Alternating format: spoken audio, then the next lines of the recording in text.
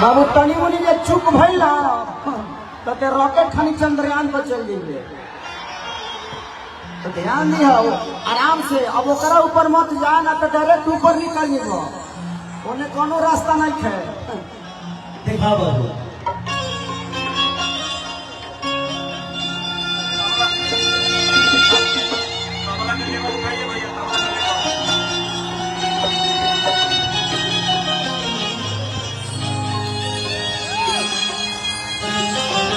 I love you. हो हो हो हो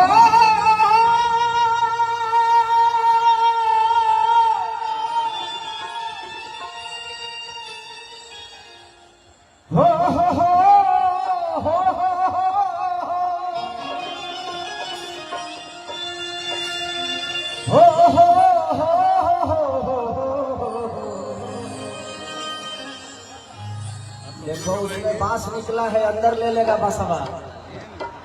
देखो देखो बहुत नहीं हो गिरी, एक नंबर मिस्त्री बाबू LIC करा के चढ़ल बहिष्कार आधार कार्ड घरे छोड़ दी, लेके मत लिया ऊपर। विजय गणेश मंगल करना विघ्न हरो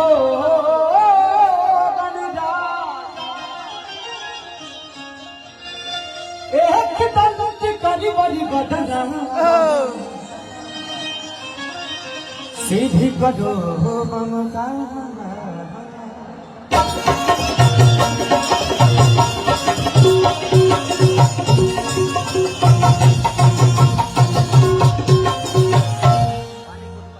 माँ के ज्योति से नूर मिलता है, सभी के दिलों को सरूर मिलता है। माँ के दरबार में जो जाए खाली है, उसे कुछ न कुछ जरूर मिलता है।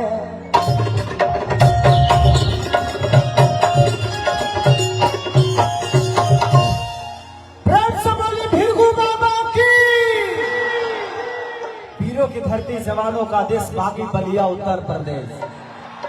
यहाँ सिर्फ वीर पैदा होते हैं, जवान पैदा होते हैं। आज भानु भैया का प्यार पाकर भी बहुत प्यार लगा, आशीर्वाद मिला, दिल से थैंक यू पूरी टीम को। आइए को देवी भजन गाय, वैसे कलाकार बहुत बड़े, हमार बहुत प्यारा भाई दुगवाइल बन जा, अंकुश राजा, विजय चौहान, शिल्पी राज। तो आज कलाकार का महाउत्सव है, आप लोग तो आइए हैं, हम कलाकारों का भी महाउत्सव है। तो दिल से सारे कलाकारों को मेरे तरफ से भी प्रणाम है कि आप लोग अपना प्यार खेसारी को ऐसे ही देते रहिए। किस्सा चलता रबा कि भीड़ लागल बड़ा पारी तो पूजैया होता है राजा। एगो गाना हमारो शिल्पी के बड़ा हिट भइल रहा कि हमरा राजा के दू ताला पटल खिड़की झुरु झुरु लागे। यही लाइन में कहे के बा राजन भैया, तनी भैया साउंड वाला भैया, तनी ढोलकवा के बढ़ा दी, तनी ढोलकवा रिदमवा पे दे दी, तनी दिन भाई ठीक हो गइले। का बोले एड्स रेड लगा दे, एड्स रेड लगा।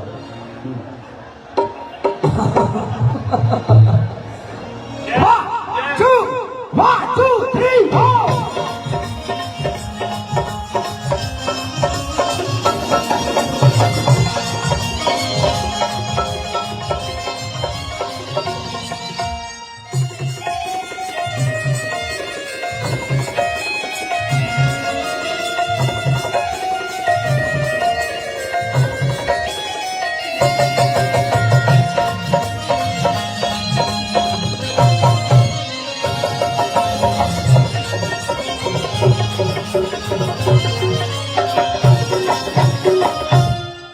समस्या है ये पथरे जो है ना थोड़ा सा खाली कर दे, नहीं तो दुल्हा दुल्हन हमारे आ नहीं पाएंगे। आप जिनके वजह से हम लोग यहाँ पे पधारे हैं, आप सबका आशीर्वाद लेने के लिए आए हैं, तो इस पथ को थोड़ा खाली कर दीजिएगा ना, तो दुल्हा दुल्हन को आने का हो जाएगा। पथवे बना है उसको थोड़ा खाली कर दीजिए, जो पथवे बना उसको खाली कर दीजिए, नहीं तो जब तक वो आएंगे नहीं कार्यक्रम बंद रहेगा। खेसारी लाल चाहे कोई भी क्या करेगा, जिनके लिए कार्यक्रम आप सबके लिए हुआ है, लेकिन उनका भी रहना जरूरी है।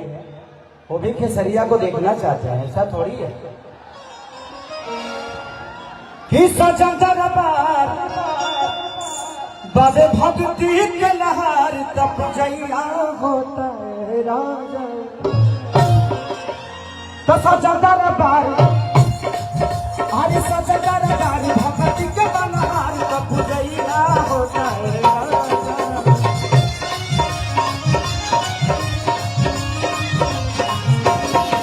अरे सजन दरबार भक्ति के बलहार तप जैया होता है कि नवती नदिया जागे लोग जागेला। अगर हम सब लोग बैठ जाएंगे तो बड़ा मजा आएगा। ये कार्यक्रम और ये बोतल फेंकना फेंकनी बंद करिए, नहीं तो ये कार्यक्रम चल तो रहा है लेकिन चलेगा कितना देर इसका गारंटी नहीं है। ये बोतल वोतल मत फेंकिए आप लोग प्लीज। हाँ बाबू, एक नंबर एक नंबर। अब खेसारिया आ गया, कुछ नुकसान ना हो के हमारा इला के मतलब था, ये बात तो ठीक है गलत है। हमारा इला के बाद नुकसान तो पक्का था। यही के चलते हम कार्यक्रम बहुत कम करी ले, ऐसे जो हमारे फैन फैन ना हुए पागल। आप लोगों का पागलपंती, लेकिन ये पागलपंती ठीक नहीं है, बोतल फेंकने वाला पागलपंती ठीक नहीं है। आप मुझसे प्यार करिए, यहाँ प्रशासन है और प्रशासन आप लोगों की सुरक्षा के लिए ही रखा गया ताकि किसी को कोई दिक्कत ना हो। और ये पथ को खाली प्लीज कर दीजिए। आ दादा हम टंकिया पका दो तो एलियन खड़ा बड़ा सा का हो बाबू तहनी का लौका रे टंकी पर तो बाला सा कुछ करिया समा तू पानी सप्लाई होला। हाँ क्या नाम है बेटा, क्या नाम है? तब ते नाम ना बतेबे तो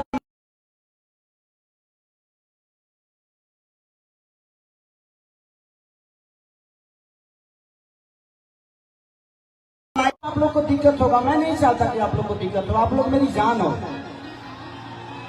प्लीज बोतल वोतल मत फेंका करिए भाई। ये जिसकी भी बेटी है भैया प्लीज आप अपने बेटी को स्टेज से लेके जाइए।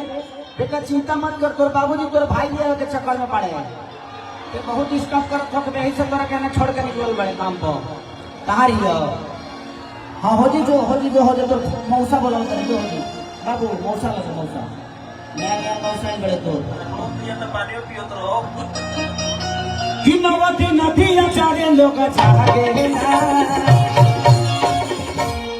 तो माई के लागल बारे निमिया पछोड़ी का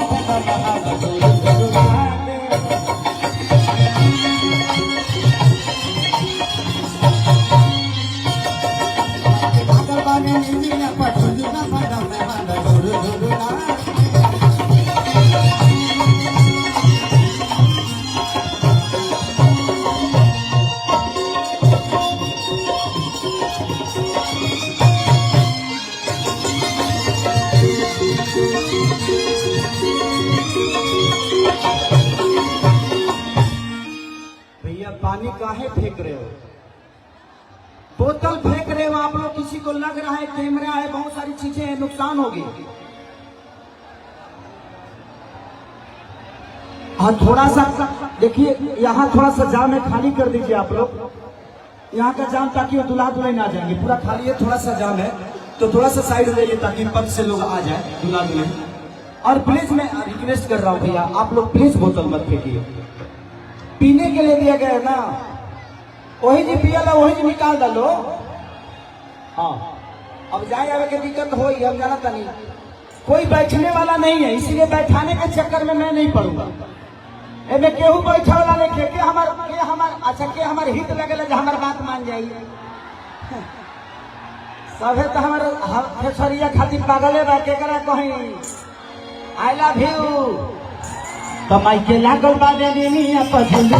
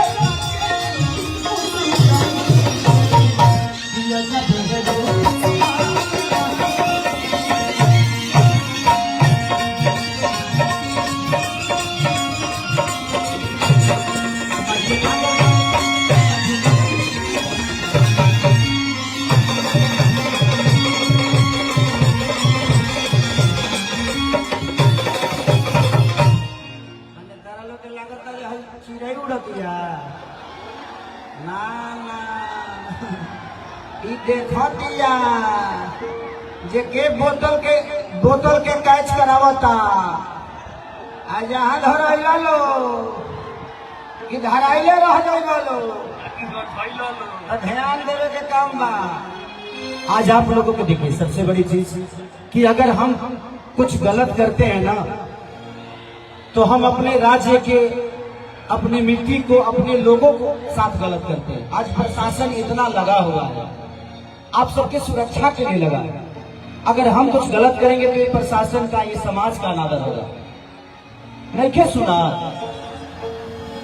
ए भाई वो लोग सुना तो नहीं खे पर का करी हो तनी हे साउंडवन में बढ़ा दो हे साउंडवन में हाँ ये में बढ़ल ना तो जौन ऊंचा बा में बढ़ावा जौन ऊंच बा तनी नहीं के सुनाते से बोतल फेंकत ना हो।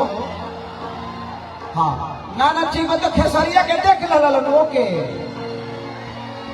तू लोग जिंदा खेसरिया के देख ले लो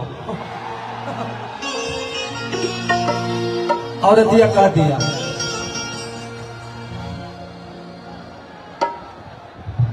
थोड़ा सा खाली कर देते तो बड़ा अच्छा लगता। भैया एंट्री हो रहा है हमारे दुल्हा दुल्हन का तो प्लीज थोड़ा सा बस रिक्वेस्ट है सबसे। आपके अपने घर का फंक्शन है ये आप सब नहीं चाहेंगे तो कौन चाहेगा तो प्लीज थोड़ा सा ध्यान दे दीजिए प्लीज।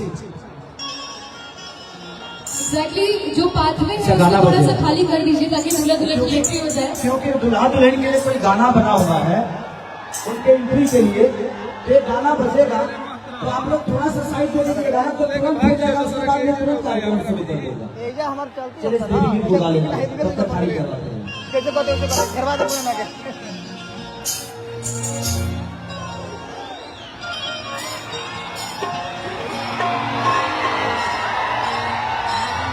कि माही रवने दया होई ये बातें आसारा पूजा करे खातिर आइल बनी बलियारा सारा कि माही तोहरी दया होई ये बातें आसारा पूजा करे खातिर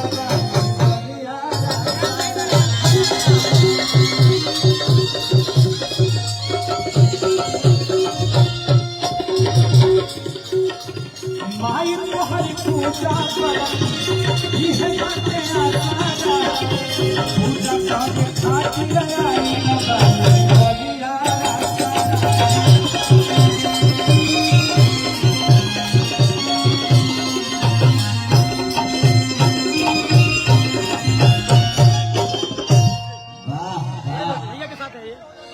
दर्शन पाके तो भगिया जागेला। थोड़ा सा साइड दे दीजिए ताकि नहीं तो जितना उधर लेट होगा उतना कार्यक्रम में भी लेट होगा। तो माइके लागल बारे निमिया बजुला बजुला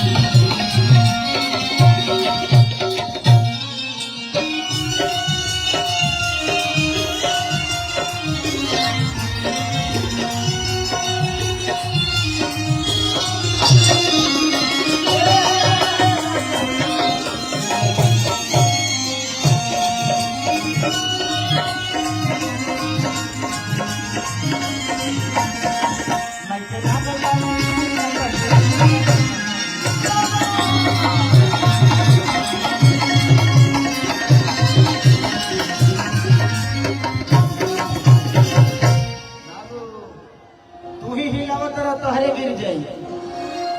दहिया दहिया ओके थोड़ा सा साइड दे सर लीजिए, थोड़ा सा साइड दे लीजिए, थोड़ा सा।